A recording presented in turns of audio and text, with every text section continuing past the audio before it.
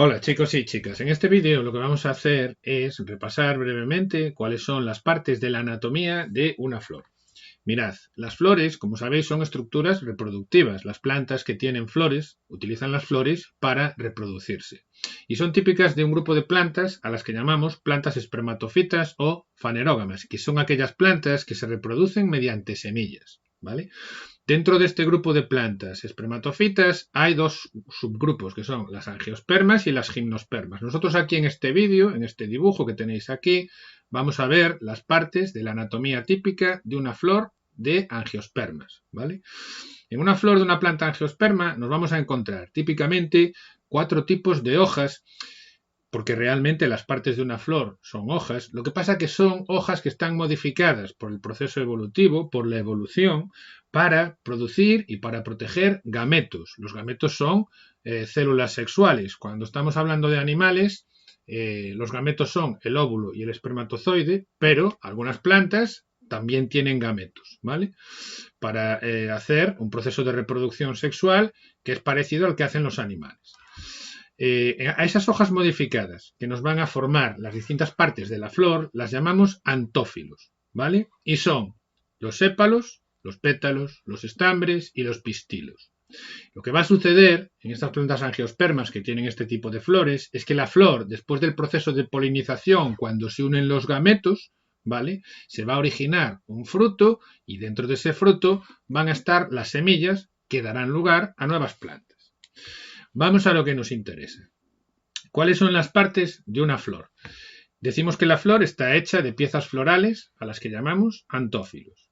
Y vamos a tener dos tipos de antófilos. Hay antófilos de protección que forman una cosa que se llama perianto, que está constituido por los pétalos y los sépalos, y después vamos a tener antófilos fértiles, que forman dos estructuras que se llaman el androceo, que es la parte masculina de la flor, y el gineceo, que es la parte femenina de la flor. Son los estambres y los carpelos. Vamos a ir explicando estas partes una por una, ¿vale? Empezamos por el perianto. El perianto, decimos que es una parte que no es reproductiva y está formado por pétalos y sépalos. Al conjunto de pétalos de una flor, todos sabemos sin ningún problema lo que son los pétalos de una flor, a eso le llamamos corola, ¿vale? Pero además de pétalos, en una flor tenemos sépalos, ¿vale? Esto que veis aquí, esto que estoy señalando ahora, sería un sépalo. Y esto que estoy señalando ahora sería otro sépalo, ¿vale? Bueno, pues al conjunto de sépalos le llamamos cáliz. Así que en el perianto de una flor tenemos un cáliz formado por sépalos y una corola formada por pétalos. Y el conjunto de las dos cosas, como decimos, es el perianto. Los pétalos, ¿qué podemos decir de ellos? Pues podemos decir, por ejemplo, que pueden tener nectarios. Aquí tenéis los nectarios. Los nectarios no son otra cosa que glándulas que producen néctar. El néctar va a servir de alimento a muchos animales que se alimentan de él y que ayudan en el proceso de polinización. Además, los pétalos de las flores lo que hacen es proteger a los órganos reproductivos de la flor, a la parte masculina y a la parte femenina que producen los gametos, y además son una parte muy vistosa y muy llamativa de la flor que sirve en muchos casos para atraer animales polinizadores. ¿Qué podemos decir de los sépalos? Pues los sépalos se parecen más a hojas normales que los pétalos, ¿vale? Un sépalo es fácil, a veces es fácil de confundir con una hoja normal y corriente como las que estamos acostumbrados a ver.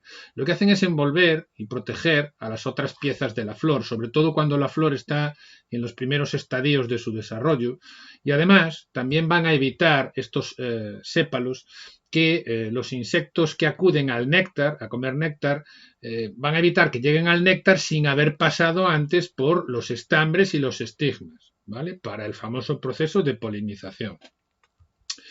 Vamos a hablar ahora sobre el androceo. El androceo, que está constituido por unas partes de la flor que se llaman estambres, es la parte masculina de la flor. En esta flor que tenéis aquí tenemos una parte masculina y una parte femenina. Es una flor hermafrodita. No siempre es así. Hay algunas flores que tienen parte masculina y femenina, como esta que vemos aquí. Hay otras que solamente tienen una parte masculina y hay otras que solamente tienen una parte femenina. Bueno, pues el androceo, como decimos, es la parte masculina de la flor y está constituido por los estambres. En un estambre, que es esta estructura que tenéis aquí, esto que estoy señalando ahora es un estambre.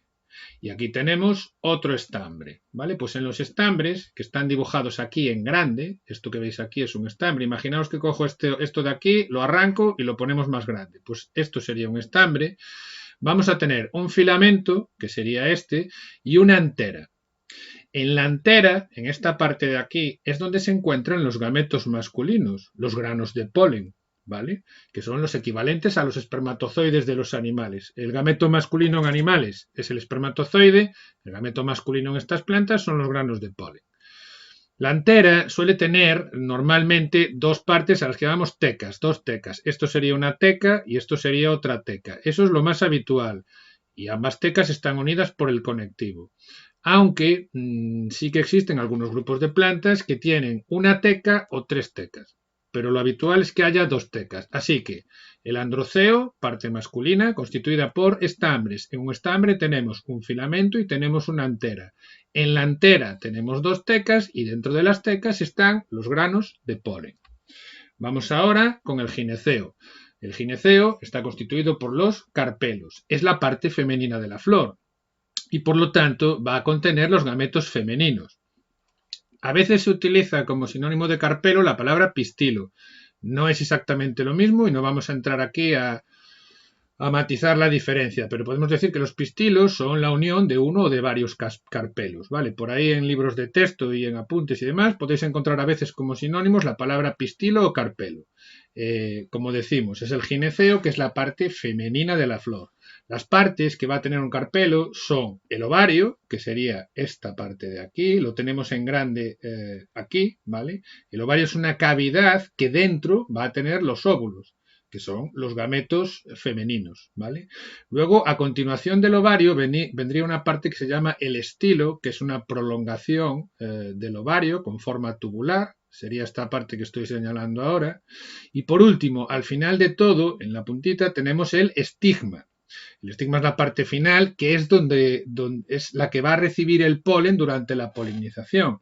La polinización decíamos que consiste en que un grano de polen llega aquí al estigma, ¿vale? Para después formar un tubo polínico y llegar hasta los óvulos.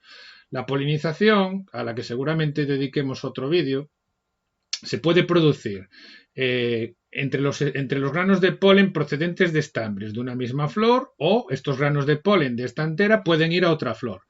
Si se produce una polinización de un grano de polen de un estambre de la misma flor, decimos que la planta se autopoliniza. Y si estos granos de polen que hay aquí en estas anteras van a otra flor distinta, entonces la fecundación sería cruzada. Pero eso, como digo, es quizá material para otro vídeo. De momento lo que nos interesa aquí son las partes de la flor y quedaos con la idea de que en el gineceo tenemos el ovario con los óvulos, el estilo y el estigma, ¿vale? Y con esto finalizaría el repaso de las partes de la flor. Espero que os haya sido, como siempre, un vídeo útil y hasta la próxima.